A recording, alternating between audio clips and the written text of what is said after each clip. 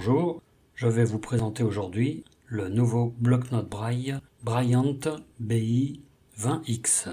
Le dernier né des bloc-notes Braille de la compagnie Humanware existe en 20 et 40 caractères. Je vous propose ici le modèle Bryant BI 20X. C'est un appareil disposant de 20 cellules et 20 curseurs éclairs, d'un clavier Braille à 8 touches de type Perkins, de 4 touches de navigation et d'un bouton accueil.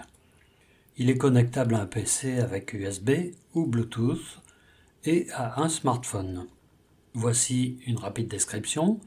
Face supérieure, à l'arrière, le clavier Braille 8 touches. Classiquement, le point 8 représente la touche entrée et le point 7 la touche retour arrière. À l'avant, sous les 2 pouces, on trouve 2 barres d'espace. Derrière celle-ci, on a l'afficheur Braille de 20 caractères. Entre le clavier Braille et l'afficheur se situent les 20 curseurs éclairs ou curseurs routine. Dans un document, ces boutons déplacent le curseur dans la cellule souhaitée, dans les menus ou les boîtes de dialogue. Ils servent à valider une option, à l'instar de la touche entrée. La face avant comporte 5 touches. De gauche à droite, on a précédent, gauche, bouton accueil, droite, suivant. Les touches gauche et droite possèdent une légère protubérance pour les repérer plus facilement. Ce sont les touches les plus utilisées puisqu'elles reculent ou avancent de 20 caractères. Elles sont instinctivement actionnées par les pouces gauche et droit. Le bouton accueil, entre les touches gauche et droite, de forme circulaire, permet d'afficher instantanément le menu principal. Sur le côté gauche, on trouve, de l'avant vers l'arrière, une prise USB-A, le bouton pour allumer ou éteindre, un appui prolongé démarre ou éteint l'appareil, et un appui bref le met en veille ou le sort du mode veille. Ensuite une LED, puis le connecteur USB-C pour charger l'appareil, soit depuis une prise de courant, soit depuis un ordinateur. Cette seconde solution est évidemment beaucoup plus lente. Sur la face arrière du 20X, à gauche, on trouve un lecteur de carte SD. Et c'est tout pour l'arrière. Sur le côté droit, de l'avant vers l'arrière toujours, 2 boutons de volume et une prise jack 3,5 mm. Ces éléments seront rendus opérationnels lors d'une mise à jour ultérieure. Sous l'appareil, on trouve 2 vis cruciformes donnant accès au compartiment de la batterie. Cette batterie, elle est amovible. Quelques mots sur le fonctionnement du 20X. En appuyant sur le bouton accueil, on arrive toujours sur l'option terminal, premier élément du menu principal.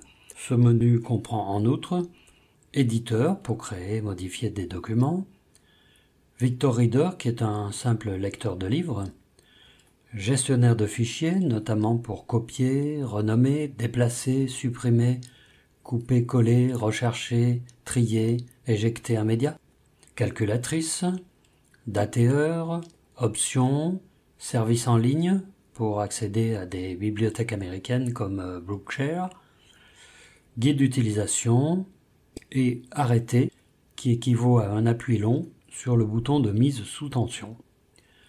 Pour utiliser le 20X, quelques raccourcis sont indispensables à connaître, en particulier espace entrée P qui donne le niveau de batterie, espace retour arrière G, G comme grade, bascule entre braille informatique intégral ou abrégé, aussi bien dans les menus que dans un document, espace M affiche le menu de l'application courante, espace E comme échappe ferme le menu en cours, espace entrée D, date, espace entrée T, heure. Maintenant quelques spécifications techniques. L'autonomie de la batterie annoncée est de 15 heures. Le Wi-Fi est de type 2,4 GHz. Le Bluetooth est de version V4.2.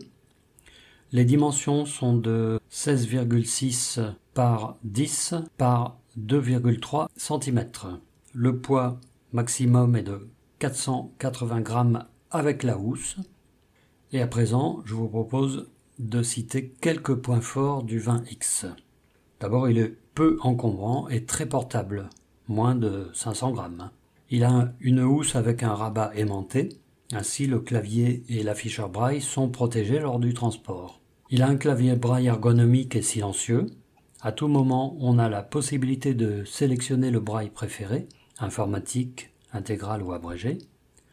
On peut créer des profils braille selon les besoins, donc qui vont conserver ce type d'éléments, informatique, intégral, abrégé. Dans l'éditeur, la dernière position de lecture est conservée. On a de nombreux formats de fichiers compatibles, BRF, PEF, TXT, HTML, DOC, DOCX, RTF, DAISY, ainsi que les fichiers zip contenant des livres au format texte. Dans le lecteur de livres, on peut insérer, désigner. On a une fonction de déplacement automatique du texte. Le délai de mise en veille est réglable. La connexion Bluetooth est très aisée à créer avec un smartphone sans passer par les réglages d'accessibilité. Le guide d'utilisation est clair et complet et il est disponible à partir du menu. On peut citer malgré tout quelques points à améliorer. Certains réseaux Wi-Fi ne sont pas détectés. On devrait pouvoir retrouver le dernier fichier ouvert dès la mise sous tension de l'appareil. Actuellement, on doit se rendre dans l'application éditeur et sélectionner l'option Ouvrir.